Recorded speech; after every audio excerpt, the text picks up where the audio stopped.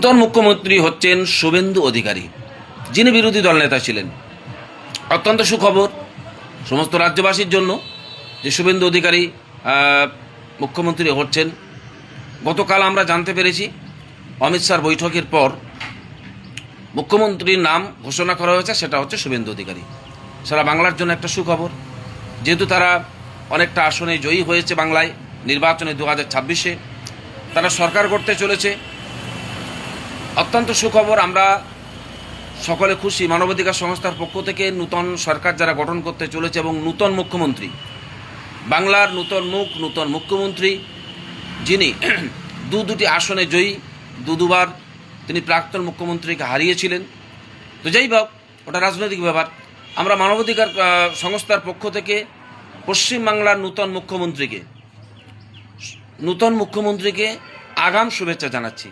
এবং সরকার পক্ষে যারা বিভিন্ন পদে আসন্নিত হবে, উপমুখ্যমন্ত্রী, এমনি করে যারা অর্থমন্ত্রী হবেন, বিভিন্ন মন্ত্রী যারা হবেন, টোটাল সরকার গঠনে যে সকল মন্ত্রী নূতন করে হতে চলেছেন তাদের সকলকে আগাম শুভেচ্ছা জানাচ্ছি। এবং যারা বিভিন্ন দল থেকে এমএলএ নির্বাচিত হয়েছেন তারাও শপথ গ্রহণ করবেন।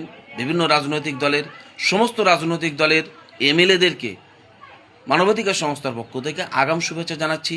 তারা পাশাপাশি সকলকে, সমস্ত রাজনৈতিক দলের এমএলএ তাদেরকে, এবং নূতন সরকার যারা গঠন করতে চলেছে, মুখ্যমন্ত্রী থেকে শুরু করে উপমুখ্যমন্ত্রী থেকে শুরু করে অর্থমন্ত্রী থেকে শুরু করে যে সকল মন্ত্রী পদে যারা আসবেন তাদের সকলকে একটা আবেদন করব, আপনারা দয়া করে সকলে রাজধর্ম পালন করুন।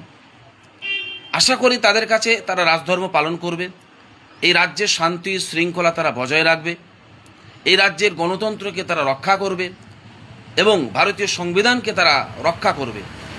কারণ আমরা দেখেছি ভোটের আগে মুখে অনেক কথা বললেও ভোটের পরে তারা ঠিক উল্টো কাজ করে। আমরা পূর্বের সরকারগুলিকে লক্ষ্য করে দেখেছি, অন্তত সাধারণ মানুষের কণ্ঠরোধ হয়, প্রশাসন বিক্রি হয়ে যায়, প্রশাসন আয়ত্তাধীন হয়ে যায়।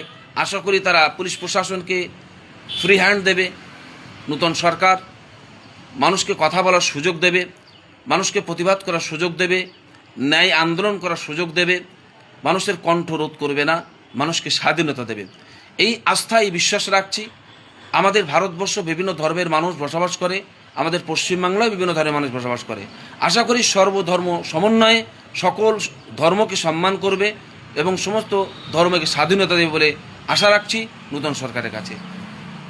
আশা করি সুন্দর সরকার আপনারা গঠন করুন, ভালোভাবে দেশ চালান, রাজ্য চালান, এমনই আশা করছি। ভালো থাকুন, সুস্থ থাকুন।